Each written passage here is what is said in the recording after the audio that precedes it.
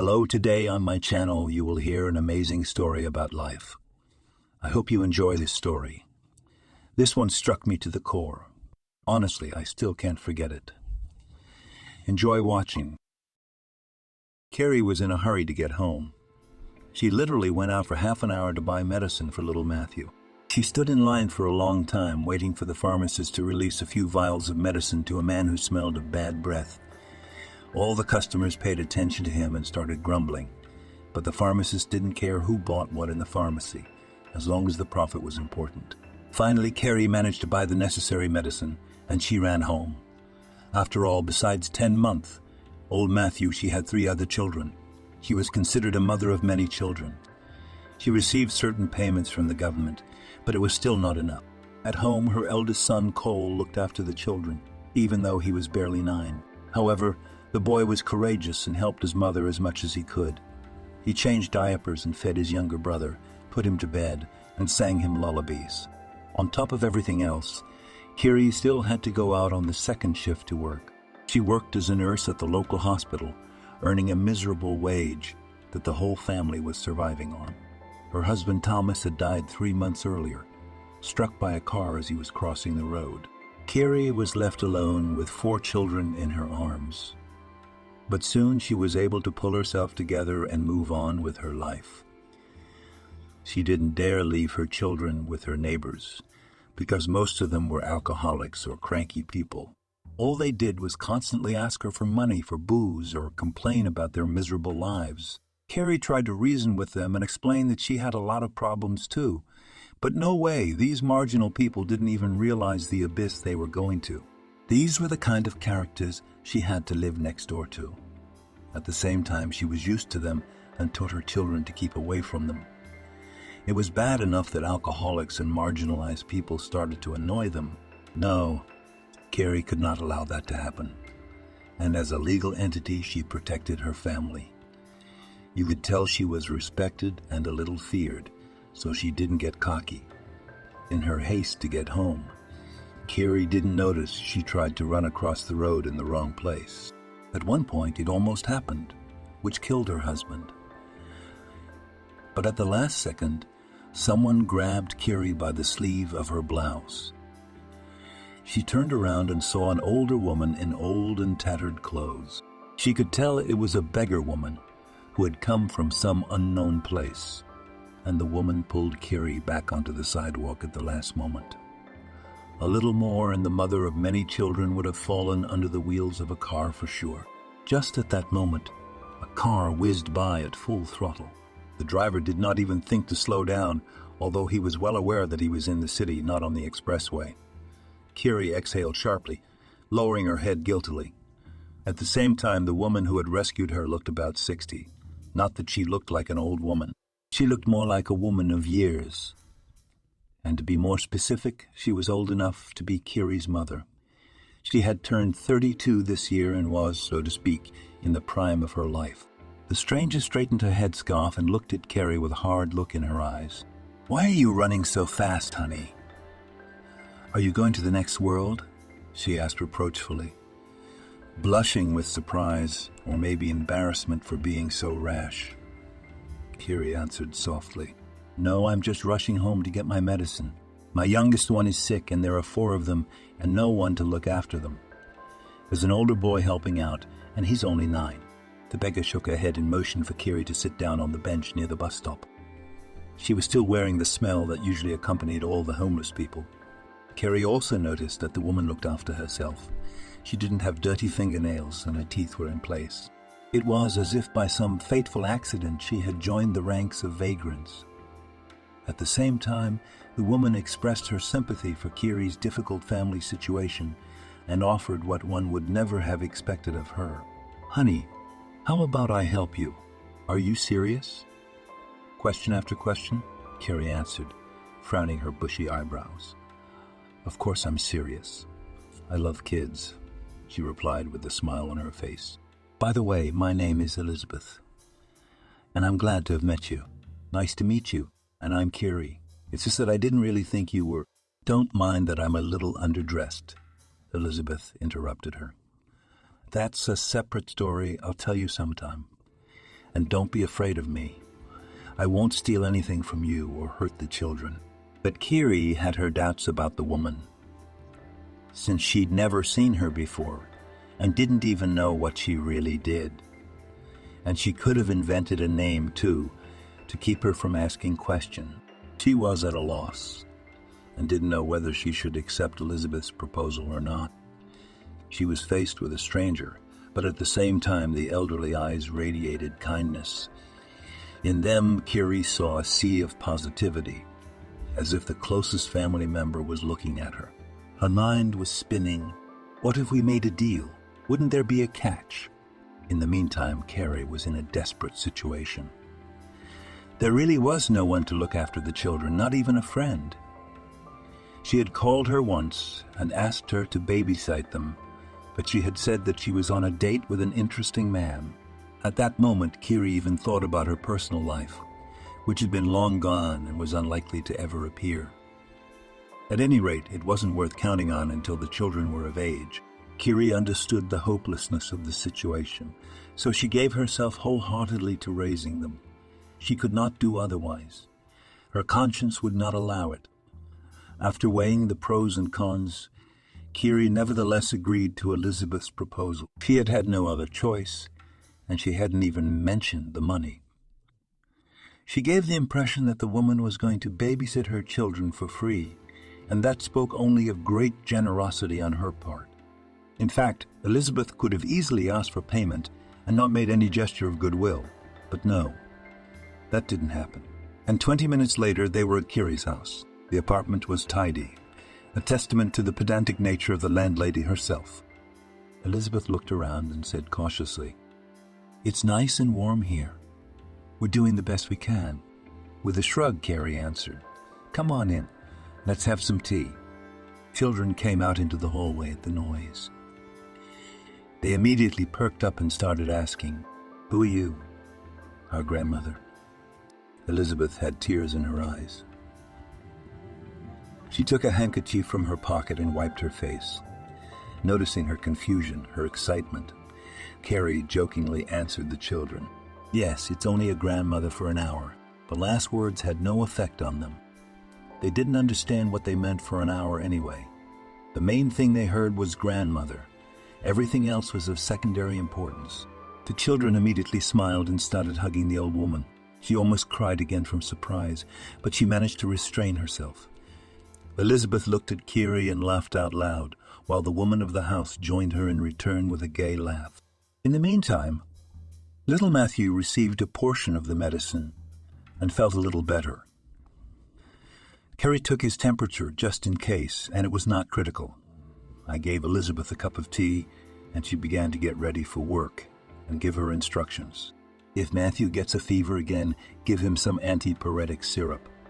"Okay, I hear you, so don't worry about it," she nodded. "I'll take care of it." "Yes, all the medicine is on the shelf in the cupboard," Kiri continued to explain, and pointed to the glass cabinet.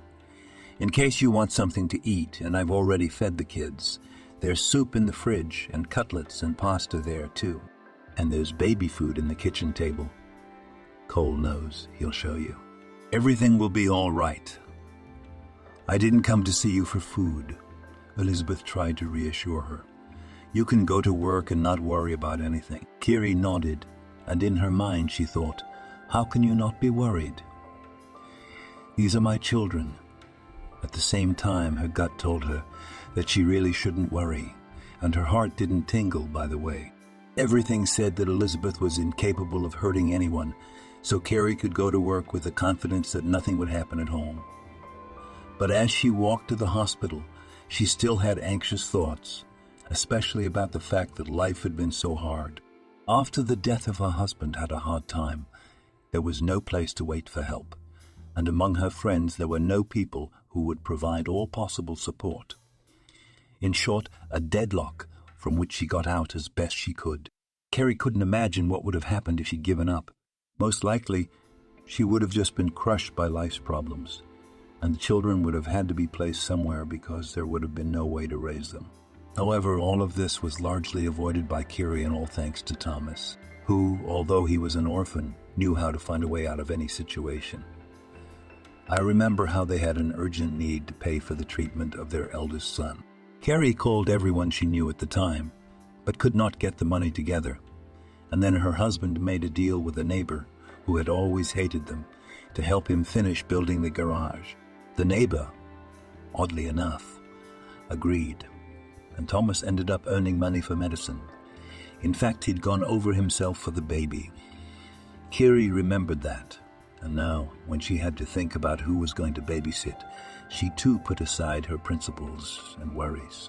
Her parents had been drunk long ago, and it was pointless to expect help from them.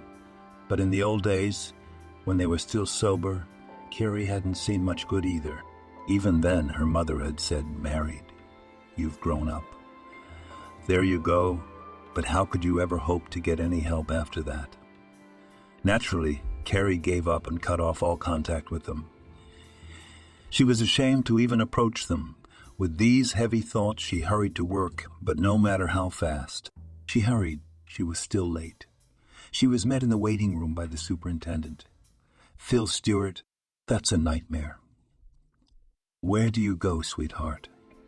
His menacing stare made Kiri shudder. "The next time that happened, I'd fire you or take away your bonus."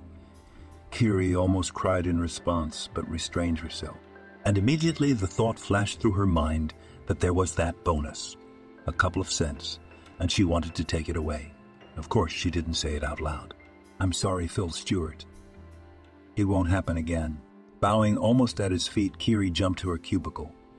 Her partner Brenda, who had come to work here only a couple of months ago, was already changing, and she was also an orderly, because there were no other positions available. When she saw Carrie panting, she asked with a smile on her face, "Hi, why are you breathing so hard? Were the wolves chasing you?" "Hey, I wish..." Kiri shook her head. "I thought I'd make it to work in time, but I was late anyway, and Phil Stewart happened to be in the waiting room." "And how?" With an undisguised sneer, she asked her partner. "Better not ask, Brenda. I got it all from him." Carrie waved her hand. "He threatened to fire me if I was late again." "This one might," Brenda said sadly. "Hopefully it will pass," Carrie replied with annoyance in her voice. "Listen, I keep forgetting to ask you. Who do you leave the kids with when you go to work?" Suddenly my partner asked. "Usually with Cole, my eldest son," Carrie answered uncertainly. "But today, a woman helped me, or was it like a beggar or something? I met her by chance on the street, and she saved me from death. How's that? I wanted to run across the road in a wrong place, where we usually all run, almost ran under the wheels. What a gift from fate.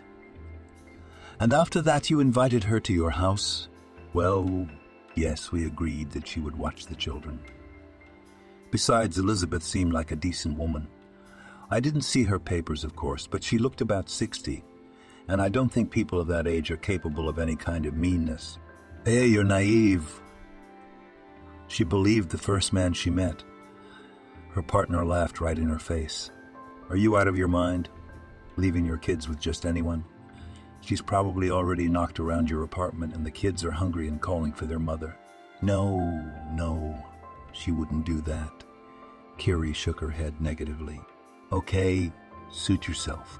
Let's go to work, or Phil Stewart will really fire us all." In principle, they had nothing to fear for the time being, for being a nurse took all their energy and nerves, and the pay was pittance, and there were not many people in the city who wanted to take care of sick people. At the same time, there was not much to choose from, so she had to work where there was at least a steady paycheck. Carrie went about her wards while Brenda began mopping the floors in the hallway, clearing the ducks and boats. She kept thinking about how her children were doing. Her partner's doubts about Elizabeth were a thorn in her side. Kiri began to worry that something might have happened to them. At some point, she even suspected that maybe her friend was right.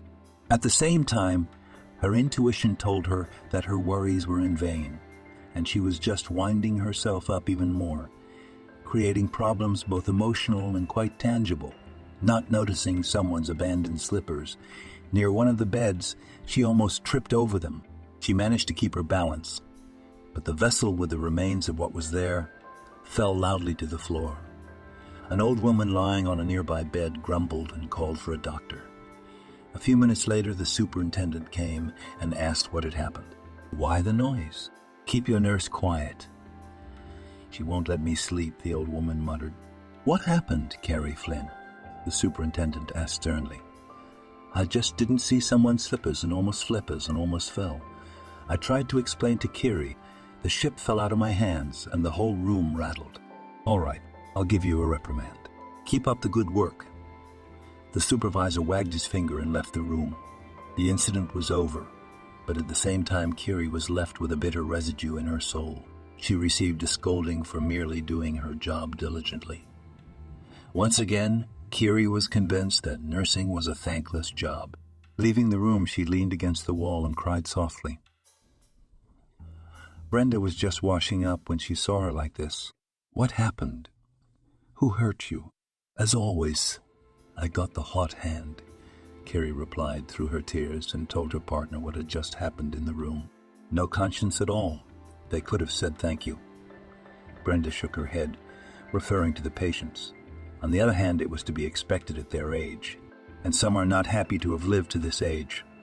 They should be retired by now, but they won't let them. "You don't say." Kiri backed her up, calming down a little. "I can't help but feel sick when I think about being old, too. It's really hard for them, and we just can't figure them out." That was the end of the conversation about the incident in the ward, because the ward manager appeared and stared at them. Brenda moved on to scrub the floors, and Kiri continued her rounds of the wards. Things were interesting with the superintendent. As it turned out, he sympathized with Kiri and even tried to take care of her, but he had children, a wife, and he dreamed of making a nurse his mistress. Kerry knew this and rejected his advances in every way. She had no intention of becoming a concubine or having anything to do with such an unstable man. With him, it was hard to expect anything good. Phil Stewart was angry about that, not understanding why Kiri was resisting. He had, after all, offered her his love and gifts, promising to make her queen. "I'll do anything for you," he said when they were alone.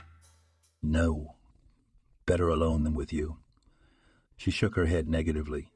That made Kiri angry, and he was always looking for something to complain about.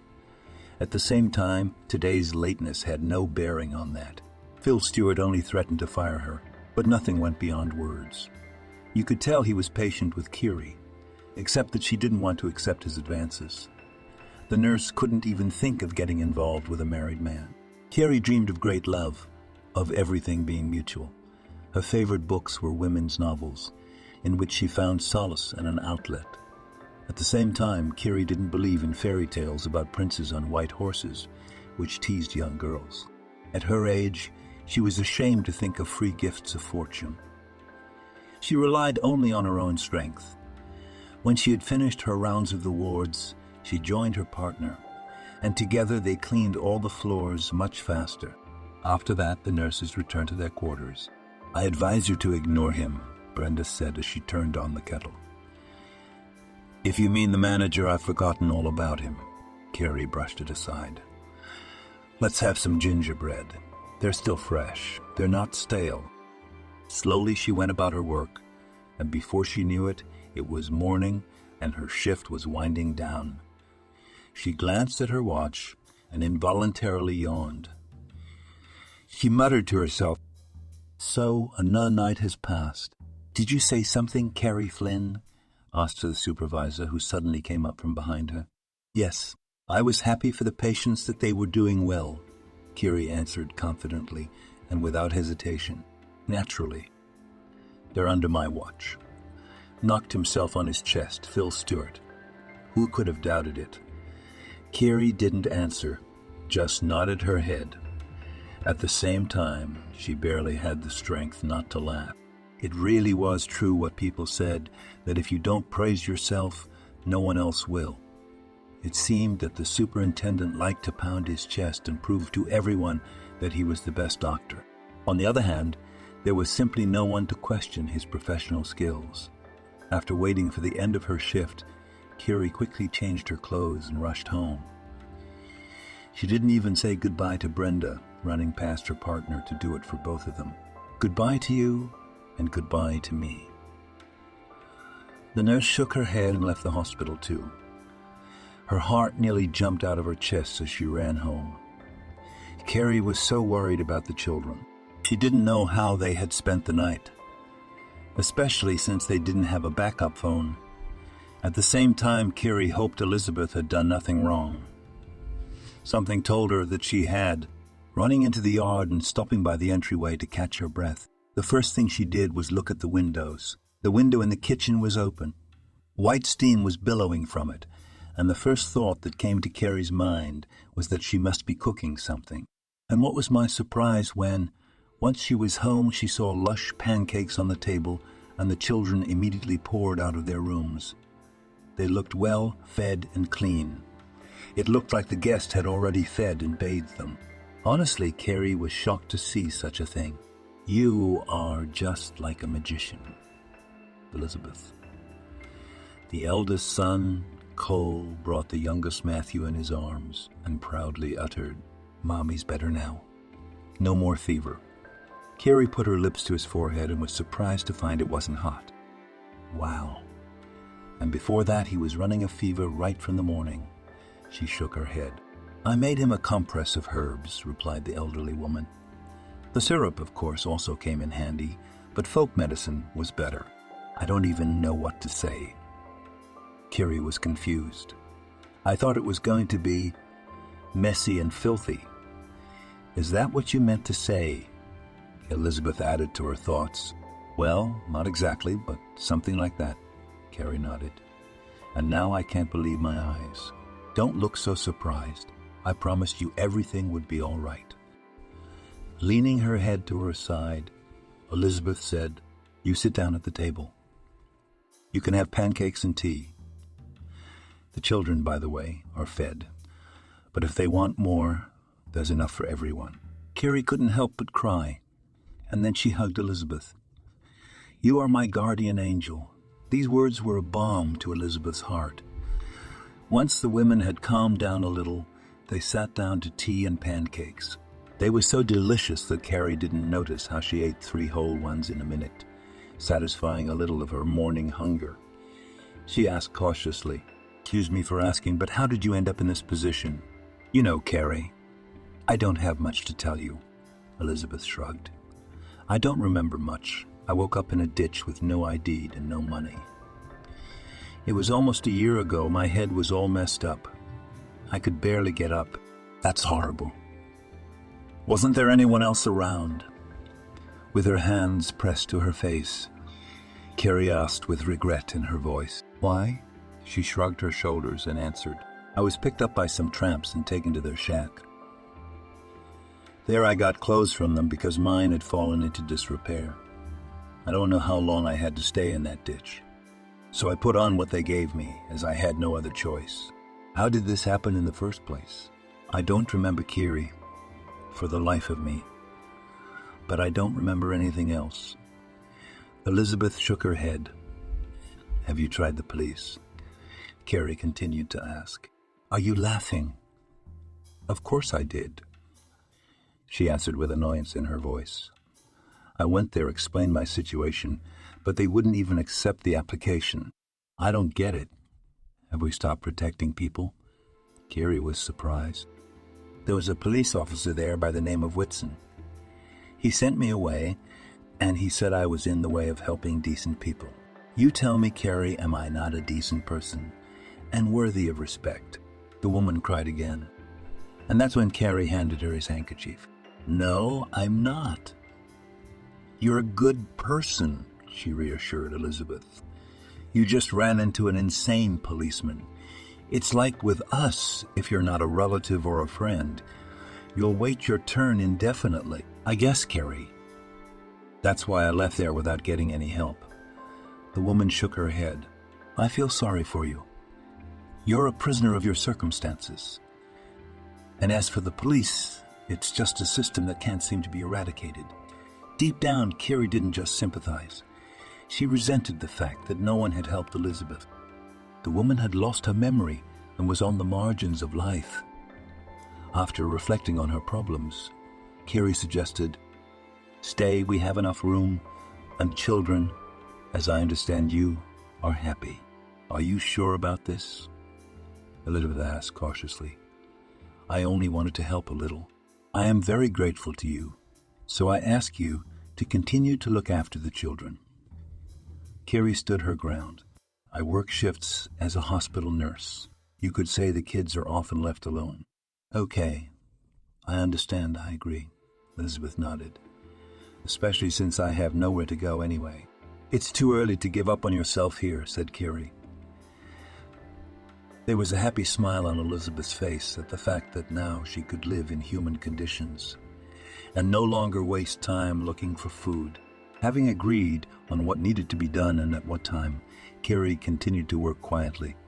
The supervisor still didn't give up trying to care for the nurse, but every time he ran into a wall of alienation, as if he was banging his head against it. Carrie wanted nothing to do with him, so she avoided Stuart if she could. At the same time, her partner Brenda never stopped teasing her about the beggar girl. One day they were sitting in the den and she asked, How's it going? You haven't taken everything out of the apartment yet? My God, where did you get that idea?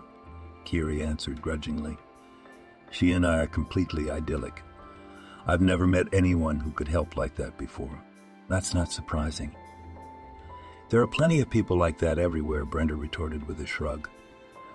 But name one person who would help you, Kerry suggested. Brenda hesitated to answer. You see? And I don't think anyone would do that unless there was a direct benefit. You know, friend, you're right. Brenda agreed, and I'm sorry I snapped at her about that beggar girl. Her name is Elizabeth, and she's old enough to be your mother as well, Kerry corrected her. And let's not talk about that poor woman anymore. Life has already knocked her to the bottom, and we're gossiping. Okay. I'll shut up. Very good. Let's get to work. Kiri patted her on the shoulder, and they went off to do their duties. This was the last conversation that concerned Elizabeth like this. Brenda was no longer trying to pick on Kiri, but rather began to ask how she was doing. What she was doing. Her partner seemed to be sympathetic to her too. Especially since Kiri had told her that Elizabeth had lost her memory. As much as she could, her friend passed on things for her guest through Carrie. Brenda's mother had died 6 months before, and she had so many clothes she hadn't thought of throwing away. Elizabeth thanked Brenda in return and invited her for a cup of tea and cake. The old woman was a good cook, no matter what she said. Except she couldn't remember where she got that ability. 3 weeks had passed since her arrival at Carrie's apartment. In that time, Elizabeth had fully adapted to normal life. In addition, the children had become accustomed to her, and oddly enough, they called her Grandma.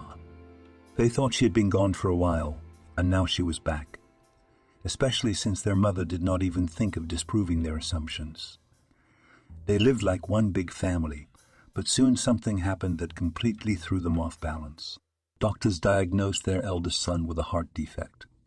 He had complained of malaise and headaches before, and now the doctor was directly shocked by the diagnosis. Naturally, Carrie began scrambling to find money for surgery. The hospital said that if it wasn't done as soon as possible, it would be a time bomb. In that case, no one could guarantee what would happen next. The doctors could only throw up their hands. They were doing their best, of course, but their options were not unlimited. Kiri could only hope that the charitable foundation she had gone to for help would help her, but they promised to support her there too if they could raise the money she needed. As time passed, no progress was being made. Kiri was literally torn between home and work, and she couldn't get the mystery of Elizabeth's memory loss out of her head. It couldn't be that she didn't have relatives. Clearly, someone had to find this woman. But who and where? Kiri didn't know yet. But she hoped to find out soon. Besides, she wanted to help Elizabeth find her family. While she was trying to raise money for her son's surgery, Carrie enlisted volunteers to help her find her guest's family. She briefly told them what had happened to her and provided pictures from her phone when she took Elizabeth's picture. The volunteers promised to help. "We'll do our best, Andrew," the group's senior assured her. "We have no one else to rely on," Kerry answered. "My son needs an expensive operation, so I'm running around like a squirrel in a wheel. Maybe we can help you here too," Andrew asked cautiously. "No, thank you. It's enough what you're already doing." Kiri shook her head. "I'll take care of my son myself." The volunteers began their search and kept in touch with Kiri. There wasn't much to tell, really. In the places where the vagrants usually went, no one knew Elizabeth. They showed them pictures of her, but they only denied it, repeating the same phrase, "We know nothing. We know nothing." It is surprising that Elizabeth had spent so much time among them and that they did not remember her. Or maybe they just did not want to get involved for fear of being taken to the police. After all, many of them were already in trouble with the law. For example, the lack of documents did not bother vagrants at all, but law enforcement officers could be quite seriously interested in this fact. Most often, if a homeless person was caught without documents, they would run him through the database, and then, if there were no problems with the law, they would work him off for 15 days to work it off. That's why the homeless didn't make contact. On the other hand, they wouldn't have been able to tell them anything worthwhile. Elizabeth herself said that she woke up in some ditch, but she couldn't remember how she got there. The result was a vicious circle from which there was no way out. At the same time, the search did not stop. Volunteers had promised to do all they could. Meanwhile, the nurse herself tried to look for her. Kiri used social media and other internet resources. Elizabeth watched her actions and only lamented. "I don't think anything will come of it." "What makes you think that?" Carrie asked. "If I had loving relatives, they would somehow show up with their search." "Ironically," Elizabeth replied, "I'll still try to find them if I may," Kerry continued. "Of course, I'm all for it. I don't want to embarrass you," Elizabeth said guiltily, her head lowered. "Put all those gloomy thoughts aside," Kiri commanded. "You're not embarrassing anyone. Look at how lively the boys are now that you're here. It's a fairy tale, a reality. Maybe you're right, and maybe I should look for people who care about me as much as you do."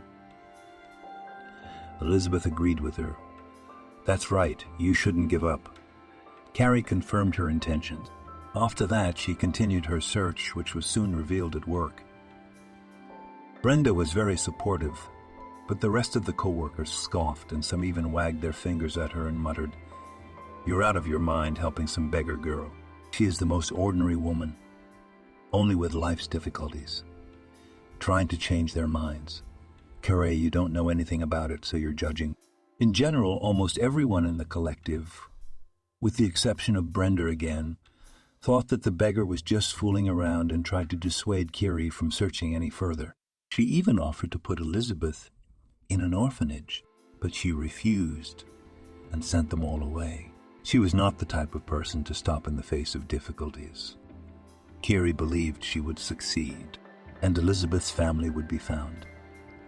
She didn't stop raising money for her son's surgery, and she even held down a part-time job as a janitor, but it was still not enough. In the meantime, the clock was ticking slowly. Kiri saw that her son was holding on, but it was getting harder and harder for him to stay calm. Cole loved his mother, so he reassured himself that she would find the money for the surgery, and he would no longer have to live in constant anticipation of a tragic end. At the same time, the superintendent drove Carrie to a nervous breakdown. She had no time to think about love games, and he just would not stop. So she responded to him in a harsh way. "Why don't you go away, Phil Stewart, for a long time? I've got enough problems as it is, and now you're picking on me. Have you completely lost your fear?" he shouted with a foam in his mouth. "You've filled your brains with that beggar girl. Wake up. She's not worth your trouble. You're wasting your time. It looks like you have something wrong with your brain. You have a wife, so pester her. As for the beggar, as you called her, she's as human as anyone else, just like you. I'll give you." The superintendent was insulted and tried to grab her. At that moment, the employees were already gathering in the corridor. They heard the noise and decided to ask what was going on. And what was their surprise when they managed to catch a picture of a fight between the manager and a nurse. Naturally, they just couldn't miss it. "What are you all doing here? Not enough work," Phil Stewart shouted at them. "And you're stronger so the patients can hear," Carrie sneered. "Anyway, so you don't work here anymore," summed up the manager. "I fired you, pack up and get out." "All right, if you say so." The staff clucked their tongues in surprise and whispered. They had not expected such a climax. Everyone hoped that the manager will calm down and the conflict will be resolved peacefully. But no. Phil Stewart went all in and fired Carrie. This outcome, one might say, was to be expected. Because a black cat ran between them a long time ago. Kerry refused intimacy, and he received humiliation. Naturally, the superintendent couldn't stand it, so he put on a show in front of everybody. He thought Kerry would be frightened and beg for forgiveness, but she wasn't. The nurse wasn't timid and stood up to him. In doing so, she shattered his authority in the eyes of all his subordinates. And now it was not worth counting on their loyalty in dealing with difficult issues. But that was of no concern to Kiri. She received the rest of the settlement and left the hospital. But before she could say goodbye at all, she paid a visit to her former partner. She was shocked when she found out what had happened. Brenda was in another wing at the time. "I just can't believe he did that." She resented it. "Come on, it's okay, we'll get through this," Kiri reassured her. Or maybe she reassured herself. "What are you going to do now?" Brenda asked. "I'll get another job. I'll try to knock on some private clinics," answered Kerry. "But you have to have a lot of influence there." With a shrug, Brenda said, "I know. I'll think of something," Kiri nodded. "I'll be fine. I've been through worse than this. I'm not going to be a stranger to life." "You're an optimist." Brenda was amazed. "I'm amazed myself sometimes." Kerry smiled. "Not long ago when Thomas died, I didn't know how to go on. It felt like the whole world had gone dark and the earth was upside down. You don't know what it's like to be alone with 4 kids. Yes, to be honest, I have no idea at all." Brenda shrugged. "I don't have kids yet. That's okay. The main thing is not to lose heart." Kiri winked at her and left the hospital building. She was no longer connected to that place. It was a shame, though, that her tenure had been cut short, and on the other hand, Kiri had a whole host of problems that needed to be dealt with urgently. She had from volunteers the other day that they had found some leads. Realizing that she would have to communicate with the family, Kiri went to see the volunteers, but they only provided Elizabeth's son's address, and he appeared to be looking for his mother. It's true, Peter lived 90 kilometers away. In a neighboring town, you might say. Carrie naturally had a reasonable question. Why couldn't he find her? But we don't know. We just happened upon him. How so? The thing is, we also cooperate with animal shelters. Andrew began to tell me. Well, Peter went there to place the cat. She missed her mistress, you see, and wouldn't give anyone any peace. I don't understand what the cat has to do with it, Carrie asked. The cat belonged to Elizabeth, Andrew continued. At the orphanage, Peter shared his misfortune with one of the staff, but that's how we found Elizabeth's son through him. I don't believe it. And if he hadn't brought the cat, we would have kept looking. Probably yes, Andrew nodded. Here's Peter's address. Go and tell him the good news. We didn't do it ourselves. We thought you'd surprise him. It will really be a surprise him. It will really be a surprise. Kiri agreed with him. Thank you, guys. I owe you one. We were interested in participating in the search ourselves. Andrew brushed it off. Kiri took the piece of paper with Elizabeth's son's address.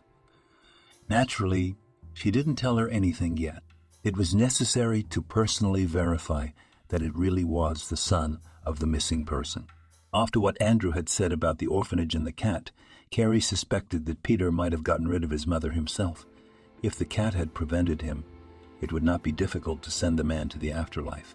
True, they could have put her in a home for the elderly. Anyway, there was nothing to guess at. So Kiri went to see Peter. She was to visit a neighboring town. But before she did, she admonished Elizabeth. Don't spoil them with sweets too much, or they'll get used to it. How long are you going away for, Kiri? Elizabeth asked cautiously. I think for a day. Maybe 2, no more, Kiri answered thoughtfully. Immediately the children came out and hugged their mother, and she smiled back at them and kissed each one. But it was little Matthew and Big Cole, of course, who got the most. The boys smiled too. Except Cole's was a bit of a stretch, but he restrained himself from upsetting his mother. She was going on the road on important business. As Kerry waved from the cab, she lowered her head sadly and wept. At that moment it just came over her, as if all her problems had collapsed on her head at once. Under the weight of gloomy thoughts, she drove to the train station to take the first flight from there to the next town. It took her about 3 hours to get all the way there. Closer to 2 in the afternoon, Kerry arrived at the address. It was a fancy 3-story house. It even looked like a palace to her, because Kerry had never seen such beauty before. The owner was probably an art connoisseur and professional designer. Shivering as if it was freezing outside, Kerry went to the door and rang the bell. A few minutes later, footsteps were heard and a man in his 30s and 35s appeared on the doorstep. He looked at Kiri and then jerked his chin as if to ask who she was and what she wanted here. Kiri was confused for a few seconds, but then she pulled herself together and pulled out a photo in her purse. The landlord was taken aback when he saw it. Where did you get it from? And where's my mother? His hands were shaking. She's all right. I have her, Kerry answered. But I wonder how Elizabeth ended up in a strange city. Elizabeth Mitchell. Her landlord corrected her. Well, yes, I didn't know that. Kerry answered. You're Peter, aren't you? Yes. How do you know my name? The man answered question after question. It doesn't matter. Good people help me. She waved me off. By the way, my name is Kiri, and I found your mother. Come inside and we'll talk. Peter invited her in, letting her go ahead. Kiri stepped inside and was even more surprised. The beauty on the outside was just flowers. The real luster was in the interior of the house. There were antique pieces of furniture, paintings, and marble tiles on the floor. In general, the owner of the house obviously knew a lot about how to arrange the house comfortably. Noticing the confusion of his guest, he cautiously said, It's all from my father. He was an antique dealer. I see, Kiri nodded. And I thought you bought it all. No, I'm just an average businessman. He waved his hand. My father didn't get into commerce, but I got into it. He did what he liked, and I did business. That was all well and good, Kerry said, changing the subject. There's just one thing I don't understand. How is it that your mother disappeared? It happened a year ago. Peter started the story. I bought my mother a ticket to the sea. She had wanted to go there for a long time, but soon after she left, the phone was silent, and I didn't know what to do. Have you tried looking for her? Carrie asked. Of course. I drove all over the city, but there was no result. Peter nodded. It's strange with your money. You couldn't find your mother, Carrie said thoughtfully. You're not looking at that luxury, Peter repeated. I'm not a tycoon to throw money around. I hear you, Carrie nodded. You're going to go see your mother. Maybe she'll remember something. What's wrong with her memory? Peter asked with horror. I don't know. Probably amnesia and the stroke, Kiri shrugged. Was she beaten? Too many questions. You will find out everything on the spot. All right, I'll start the car and call Kathleen to say I was on my way, Peter said, and started to get ready. Who's Caitlin, if it's not a secret? Kerry asked. She's kind of my fiancée, he answered uncertainly. Why as if? Kiri interrogated. Yes, you see, we still can't get married, Peter answered with an annoyance in his voice. So what's stopping you? First, the mother's disappearance. The man began to list. Then other problems, but that's where I made it clear that as long as my mother wasn't found, no wedding. You're hard on her. Kiri shook her head. You could have married her, especially since it's been so long. Let's not talk about my fiancé. It's very important for me to find my mother right now. 3 hours later, they arrived in Kari's hometown. She was silent the whole way. listening to the music on the speakers. He had time to call his fiancée and tell her he was away on business. Finally, as they approached her apartment, Carrie asked quietly, "All right? Ready?" "Yes, let's go." The key turned in the keyhole a couple of times. There was a click, and then the creak of the door opening. A few seconds later, Elizabeth looked out into the hallway. When Peter saw her, he spoke to the whole apartment. "Mom, God, you're alive." "Carrie, is that my son?" Stunned, Elizabeth pointed her hand at him and cried, "Yes, that's him. Elizabeth Mitchell." "It can't be my son. I don't believe it." "It's me, Mom. Peter, your own son." He stretched out his arms toward her and tried to hug her. Elizabeth didn't pull away and hugged Peter too, although Kiri had expected the meeting to be more humble. But in any case, since her guest had a memory problem, she had no reason to expect any emotional reaction at all. But it was not to be.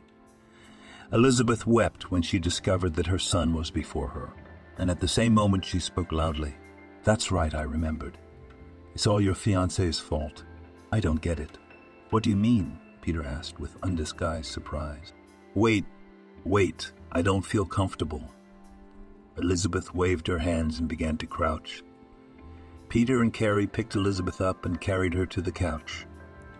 The children were noisily watching TV at the time, but then abruptly fell silent as they looked at their mother and nodded and stopped making noise. After catching her breath, Elizabeth Mitchell looked around everyone with tearful eyes and spoke. "You shouldn't have messed with her son. I knew there would be trouble." The stress of seeing him had affected her as she slowly began to remember the events of a year ago. It turned out that Elizabeth had really gone to the sea. She wanted so much to relax on the warm sand and sunbathe in the southern sun. Peter bought a ticket to a nice hotel.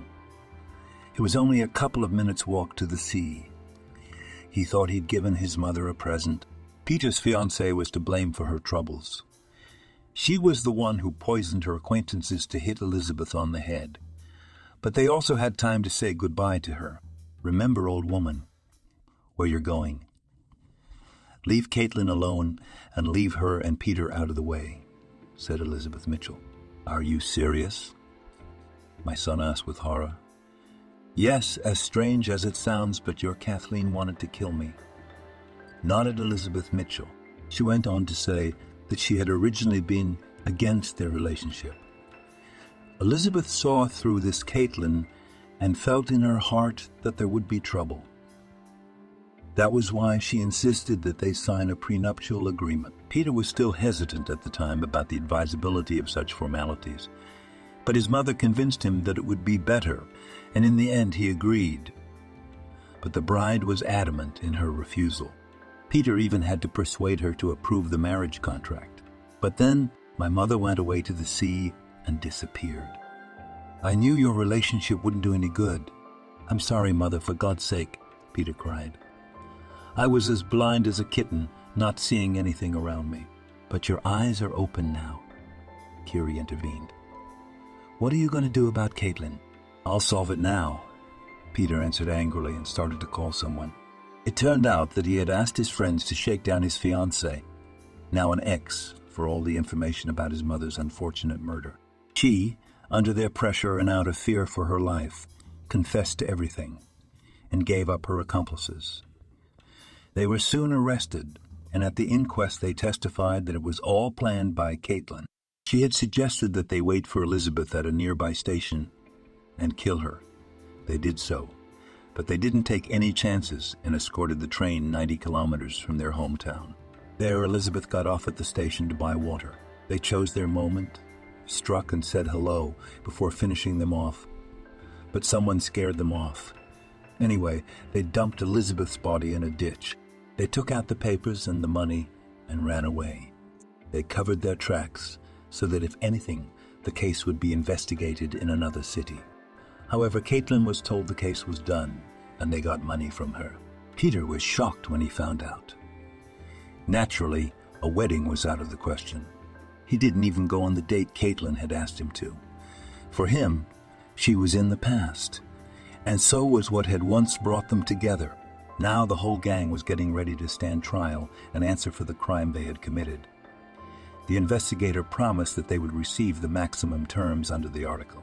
Elizabeth soon regained her memory completely, and she was happy to know that her son had hoped and waited all this time. She took the cat back from the shelter. Thankfully, she had not yet had time to find new owners. At the same time, his relationship with Kiri began all by itself, especially since his mother approved of it. But she also demanded that her son do everything to save Cole. Peter found good doctors and took the boy to a specialized clinic. There they examined him and assured him that the surgery could save Cole's life. Carrie was very worried about her son.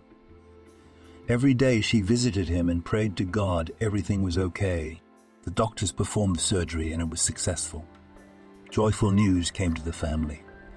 All of Carrie's children literally worshipped Peter for saving their older brother. Meanwhile, the relationship between them had taken to a new level. Peter began hinting that it wouldn't be a bad idea to get married either. And interestingly enough, it didn't even scare him that he was becoming like the father of such a big family. Kerry was over the moon when Peter proposed. It happened in the park where they were walking as a family. The children and Peter's mother watched from the sidelines. In fact, Elizabeth Mitchell became their grandmother in her own right.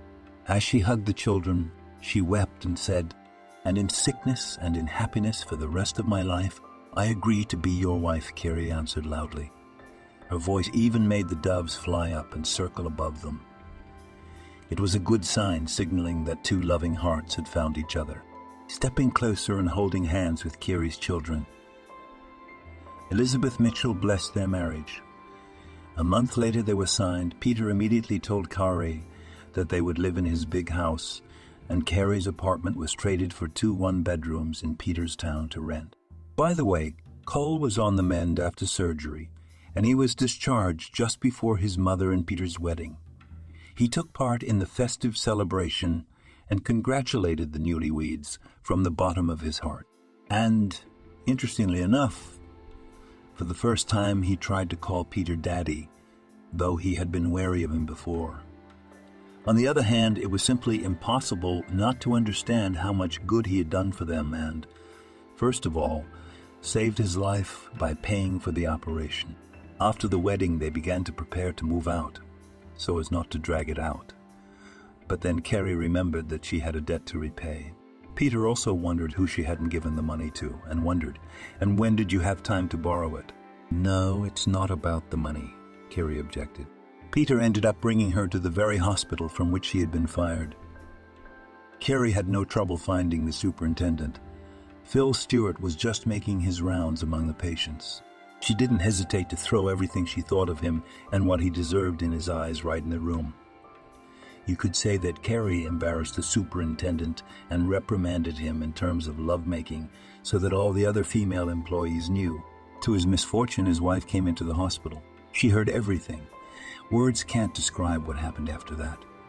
Poor Phil Stewart was looking for a fifth corner to hide from his furious wife, but still got it from her. It's good that he survived. After such a bashing, he lost the urge to flirt on the side. Finally, the business was done, and it was time to leave this town. Upon arriving at the new place, Kiri and the children quickly adapted. Elizabeth returned home, and the first thing she did was to donate money to volunteers and the orphanage where her beloved had spent time. Peter, meanwhile, hinted that a fifth child would be a good idea, to which Kiri responded with a sweet smile and a sly look. Thank you for watching this video to the end. Subscribe to the channel, like it, write comments if you like the story, and see you on the channel.